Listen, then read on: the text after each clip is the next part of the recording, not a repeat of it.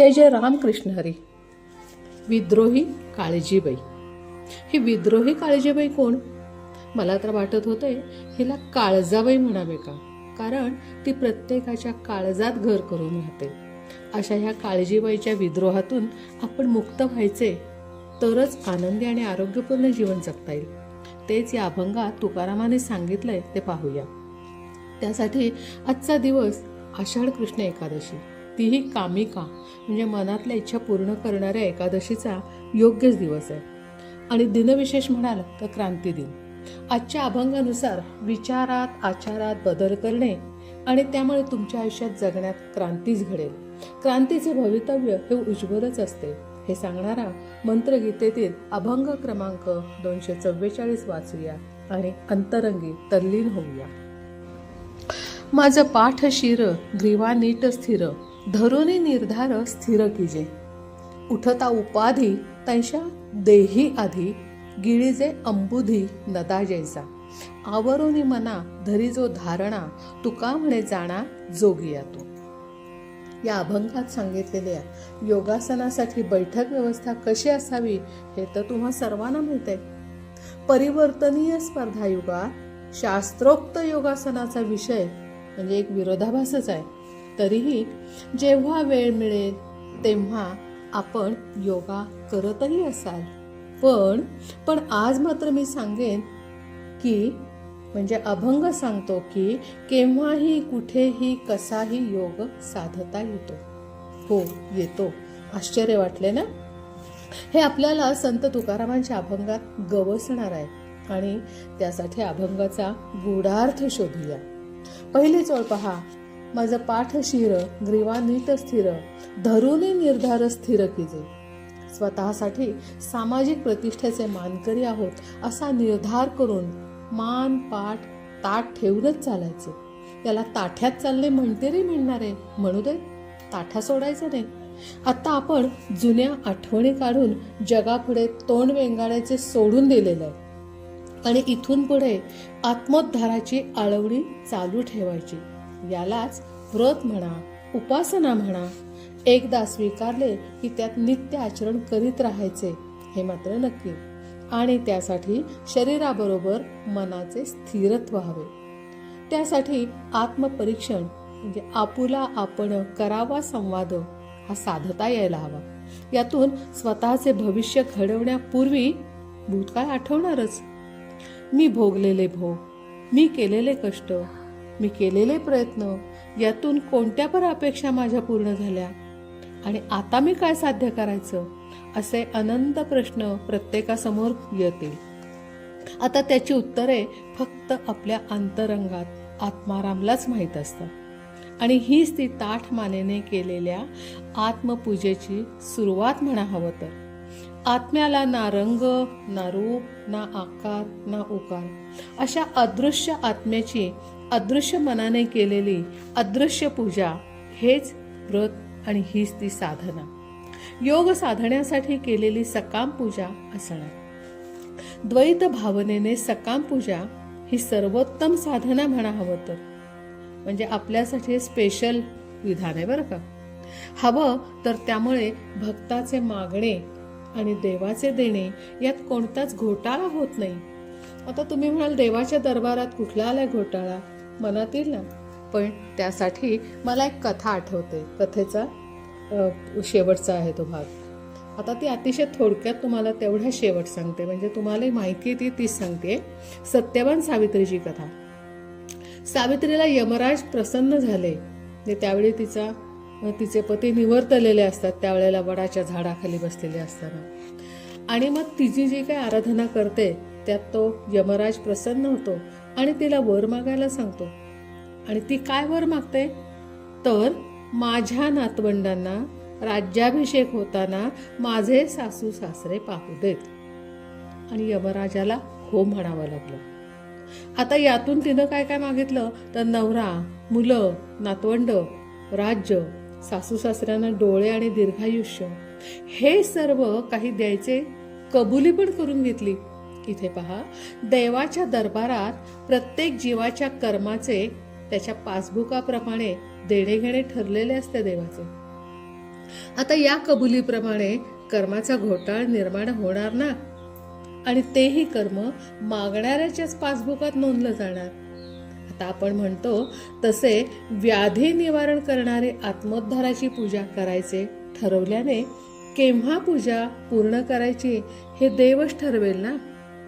आता सकाम साधनेचा योग साधला की पूजा पूर्णत्वाला जाईल, कोणताच घोटाळा होणार नाही. मग ही साधना योग्य नव्हे का?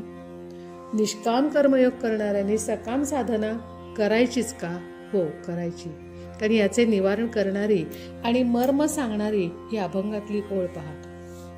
उठता उपाधी तैशा देही आधी, म्हणजे देहात नवीन निर्माण झालेल्या उपाधी म्हणजे ही दुखणी.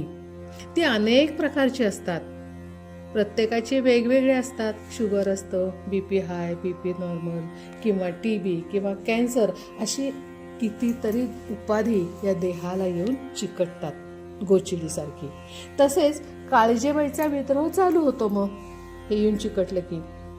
आणि यातून सुद्धा मग माणसाला काही वेळा कंटाळा यायला लागतो, निराश होतो. पण यातून जर मुक्त व्हायचं आणि हे सगळं झटकून टाकायचं अशी मनापासून इच्छा असेल तर त्यावर एक खात्रीचा उपाय तुकाराम सांगतात. पहा, म्हणजे तुमची दुखणी तुकारामांना किती माहिती आहेत बघा. त्याने आत्ताच त्याचा आधीच सगळ्याला उपाय सांगून ठेवलाय. पुढे होणार कदाचित माहीत असावं त्यांना, किंवा त्या काळात होते असेल. आता अशी मनापासून इच्छा असेल तर त्यावरचा काय बरं उपाय आहे?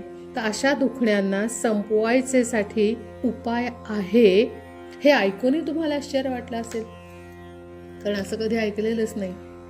आता हे समर्पक असे गोड तुकारामांनी उकलून दाखवले.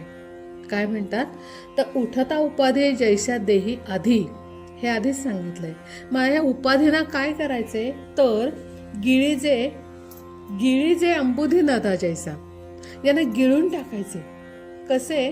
तर अंबुधी नदा जैसा, नद्या जैशा सागराच्या ओढीने धावत असतात आणि समुद्रात समरूप होतात, स्वतःचे अस्तित्वच समर्पण करतात. एकमेकीला भेटलेल्या कितीही नद्या असत, समुद्रात विलीन झाल्याशिवाय पूर्णत्व येत नाही नद्यांना. तसे दुखण्याच्या उपाधी आत्मारामात सुपूर्त करायच्या. आता उपाधी पण आपल्याकडेच आहेत आणि आत्मारामही आपलाच आहे. पुन्हा त्याचे स्मरण करायचं नाही, कारण ते दान देऊन टाकलं त्याला. आणि हीच कामना, हीच सकाम पूजेची सुरुवात म्हणा. हे एवढं मी का सांगते? तर असं केलं तर आमच्या दुखण्यांची जबाबदारी कोण घेणार, असा प्रश्न तुमच्या सगळ्यांच्या मनात येईल. साहजिक आहे. यासाठी केलेल्या संशोधनाची गोष्ट मी तुम्हाला थोडक्यात सांगणार आहे. म्हणजे सांगोवांगीच्या गोष्टी नाही, ह्या संशोधनाचीच गोष्ट आहे. लक्षपूर्वक ऐका. अंतर्मनाची आणि अंतरात्म्याची ताकद नुसतं वर्णन होतं, अनेक जण वर्णन करतात, पण त्याला पुरावा, प्रमाण किंवा अनुभूती काही आहे का? ती ज्याची त्यालाच मिळवायची असते. यासाठी एक प्रयोग करायचे ठरले आणि केलाही. ऐका आता. एका कैद्याला फाशीची शिक्षा झाली होती. त्याच्या बंदिस्त कोठडीत त्याला भीती वाटत होती, ती नागाची. आता शिक्षेची तारीख ठरली त्याला फासावर द्यायची. त्याला घेऊन आले, त्याचे डोळे बंद केले, त्याला फासाजवळ नेण्याऐवजी टेबलावर झोपवले. बोलता बोलता त्याच्या मनात त्याच परिसरातील नागाच्या अस्तित्वाची आणि नागाच्या विषाची भीती निर्माण केली. ठरलेल्या वेळेप्रमाणे प्रयोगाला सुरुवात केली. आता तिथं काही माणसं आजूबाजूला होतीच ना. तो व नाग दिसतोय, नाग आलाय रे, नाग विषारे बर का, असं एकमेकाशी बोलत बोलत वातावरण निर्माण केलं. त्याला डोळे झाकून झोपवलेलंच होतं हे आजूबाजूच्या लोकांचं. तुझ्या टेबलवर चढतोय बर का तो, अरे तुझ्या पायाजवळ आलाय, आता चावणार आहे बर का, आणि तो बघ चावतोय. आणि तत्क्षणी हे उच्चार होताच त्याच्या पावलांना, दोन्हीही पावलांना टाचण्या टोचल्या आणि नाग चावलेले त्याला भासवलं. त्यानंतर त्याला हलवलं नाही, फक्त निरीक्षण केले गेले आणि 1 तासाने तो गतप्राण झाला आपोआपच. त्यानंतर त्याचे ब्लड म्हणजे रक्त तपासले, त्यात नागाच्या विषाचे अस्तित्व आढळले. आता निष्कर्ष काय निघाला त्या संशोधनातनं की जे मनात घर करून राहतं त्याचे स्त्राव मेंदूत आपोआपच तयार होत राहतात आणि ते रक्तात मिसळून शरीर सगळं व्यापून टाकतं. कळली ना गोष्ट? आता ही गोष्ट समजली तरच त्याचा गूढार्थ उकलेल. आणि मी एके ठिकाणी असंही वाचलं होतं की मला शुगर आहे असे सतत मनात ठेवल्याने शुगर जरी गेली तरी शुगर निर्माण होते, वाढते आणि कितीही पथ्यपाणी केलं, गोळ्या घेतल्या तरी नॉर्मलला येत नाही असं जे काही जणांना होतं. असंही मी ऐकलं होतं की त्यांनी सतत तो घोकलेला असतं, मला शुगर आहे, मला शुगर आहे, मला शुगर आहे. त्याचा परिणामही असा होत असतो. असो, गिळे जे आंबुधे नदा जैसा असे करण्यासाठी काय करायचे? आवरोनी मना धरी जो धारणा, तुका म्हणे जाणा जोगी यातो.